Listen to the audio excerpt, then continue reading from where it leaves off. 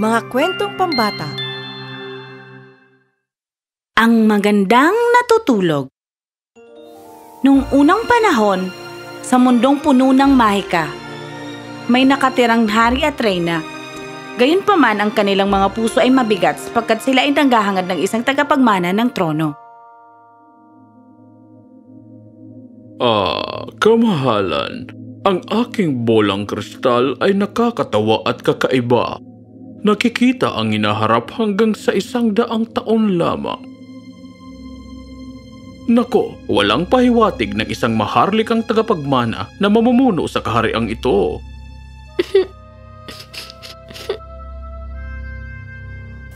Ngunit isang magandang umaga, dumating ang balita at inaasahan ito ng reyna. At makalipas ang ilang maikling buwan, ipinanganak ang isang magandang prinsesa, si Prinsesa Aurora. Ang kagandahan ni Aurora ay nakakabighani sa buong kaharian. Binihag ang mga puso ng lahat ng nakakakita sa kanya habang palapit ang kanyang seremonya ng pagpapala. Nakita mo ba yung bata? Wala naman. Oo nga. Oo, ang ganda. Bilisan mo! May ihahanda tayong kainan. Ang mga gintong plato ay dapat kumintab na parang araw.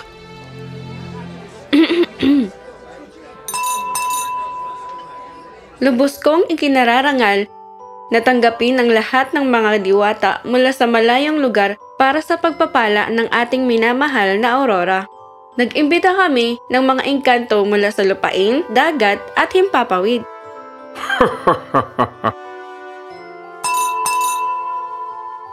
Isang kumpletong listahan. Hahaha. Oo nga. Magsaya kayo mga bisita ko. Ang seremonya ng pagpapala ay magsisimula silang sandali. Ang mga diwata ay nagpiesta at nagbunyi sa saya ng okasyon. At nagsimula ang seremonya ng pagpapala. Si Aurora ay lalaking pinakamagandang babae sa mundo. Ang kanyang tinig ay magiging mas matamis kaysa sa kanta ng nightingale. Ang pagpapala ay umagos ng tulad ng hamog sa umaga.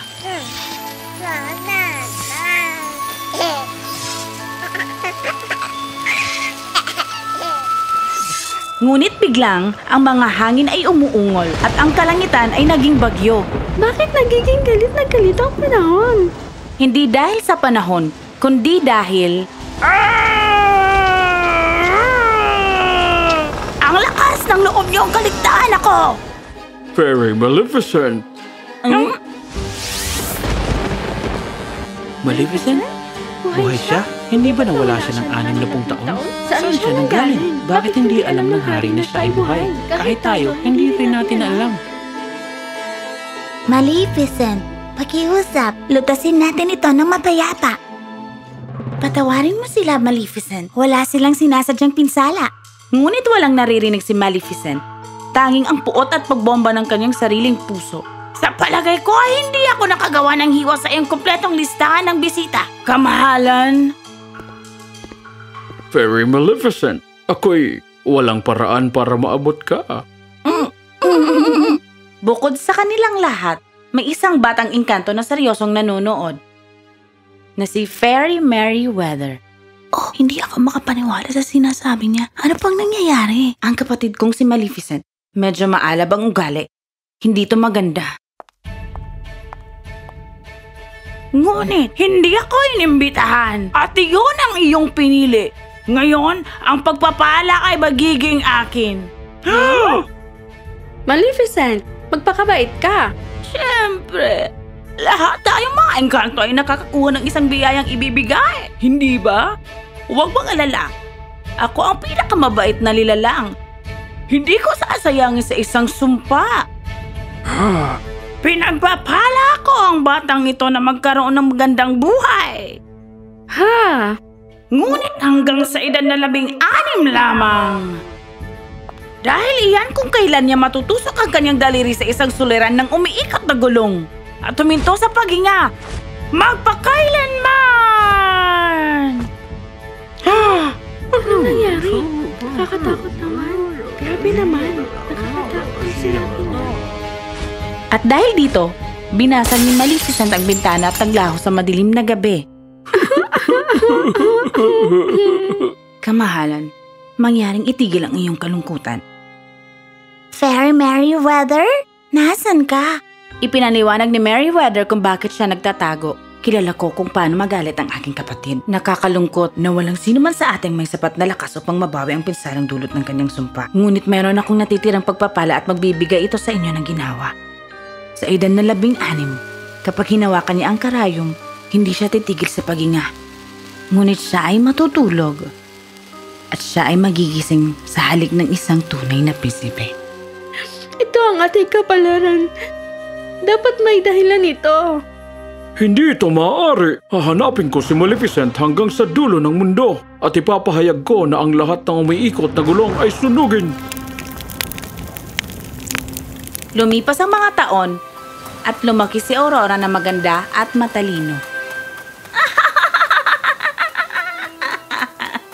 Siya ay hinangaan ng lahat sa kaharian dahil sa kanyang kabaitan at sigla. Yay! Samantala, inutusan ng mga gwardya ng palasyo na hanapin si Maleficent. Ang tanging makakasira sa sumpa. Ngunit nanatiling nakatago si Maleficent.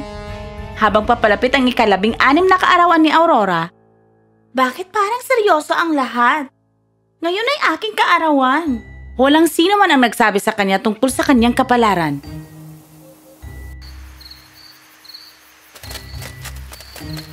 Maaaring atakihin ni Maleficent ang palasyo. Dapat tayong magbantay. Pero, sabi nga nila, may sariling plano ang tadhana.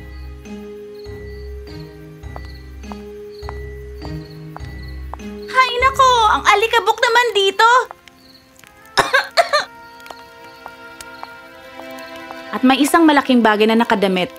Habang inihila ni Aurora ang tela, ayan, isang umiikot na gulong. Ngunit paano ito nakarating dito? Tanong mo? Ano ito? Isang misteryosong regalo sa kaarawan, marahi! Ow! Ang mundo ni Aurora ay malapit na magbago magpakailanman. Nung umalis si Maleficent,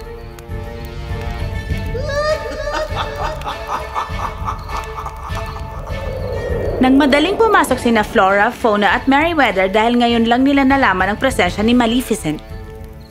Grabe ito. Kapag nalaman ng Hari at Reyna, masasaktan sila. Hindi ito maaari. Hindi siya nag-iisa. Ilalagay namin ang lahat sa walang katapusang pagtulog at hahanapin ng tunay na prinsipe. Oo, gawin nating snooze fest ang kastilyong ito na hindi sinasadya. Mabilis na nagtrabaho si Merryweather, Flora at Fauna at pinatulog ang lahat. Ang chef na sinisigawan ng kanyang junior, ding! Ang katulong na naglilinis ng mga mesa, ding! Ang mga gwardya na nagbabantay sa palasyo, ding! Parang bahay ng mga statwa. Ang Hari at Reyna rin ay nasa malalim na pagkatulog. Inilagay ni Merryweather, Flora at Fauna ang kanilang minamahal na Aurora sa kama at nangakong hahanapin ang prinsipe. Nagtayo sila ng mga pader sa paligid ng palasyo at hindi nagtagal ay nagkaroon ng mga puno at ligaw na baging na tumutubo sa buong paligid. At tinatawag nila itong sinumpang kagubatan. At ang natutulog na prinsesa ay naging isang alamat. Lumipas ang mga taon at naglibot ang 3 engkanto sa buong mundo para hanapin ang kanilang prinsipe.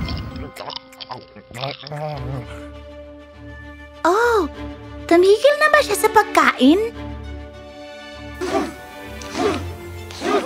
Oh, tumigil na ba siya sa pag-i-ehersisyo?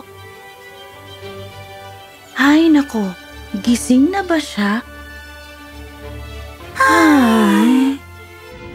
Sa sobrang abala ng mga engkanto na gumagala sa buong mundo sa loob ng maraming dekada, hindi na nila napansin ang batang lalaki na lumalaking isang dakilang prinsipe sa kanilang bansa. Ang kaharian ay pinamumunuan ngayon ng ibang maharlikang pamilya kasama ang kanilang anak na si Prinsipe Philip. Siya ay malakas at mabait. Ngunit hindi kailanman naunawaan ng prinsipe o ng hari ang dahilan sa likod ng pagkahumaling ni Maleficent sa sinumpang kagubatan.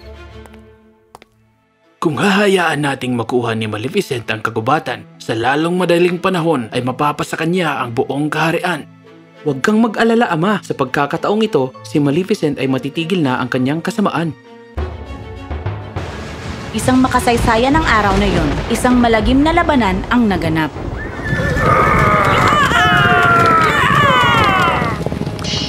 At natalo si Maleficent.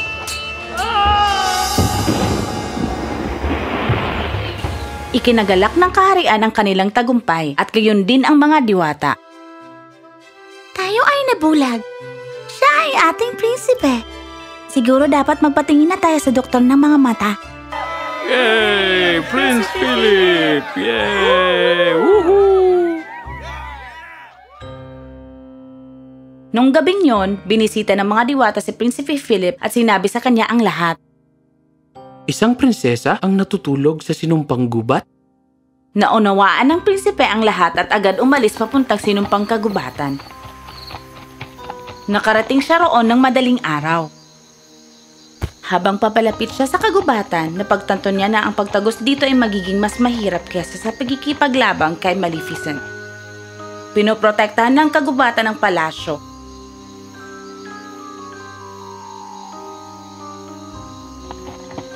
Si Philip ay pumasok mag-isa sakay sa kanyang kabayo.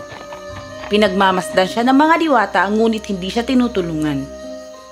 Alam nilang kailangan niyang lumaban mag-isa para gumana ang halik.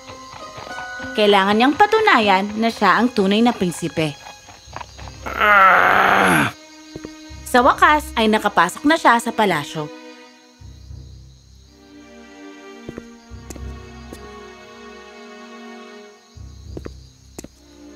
Ano ang mga estatwang ito?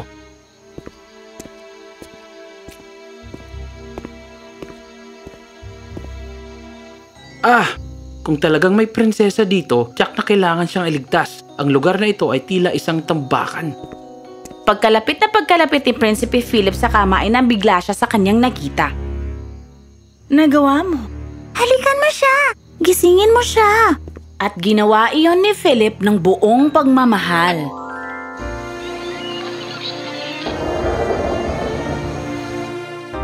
Nagising si Aurora at gayon din ang kastilyo.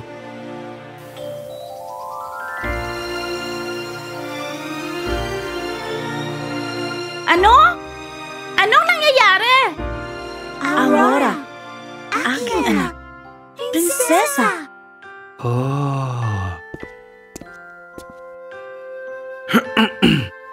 Ako'y lubos na humihingi ng paumanhin sa aking prinsesa. Ngunit ito lang ang tanging paraan para maputo lang iyong pagkakatulog. Naubusan ba sila ng kape o ano?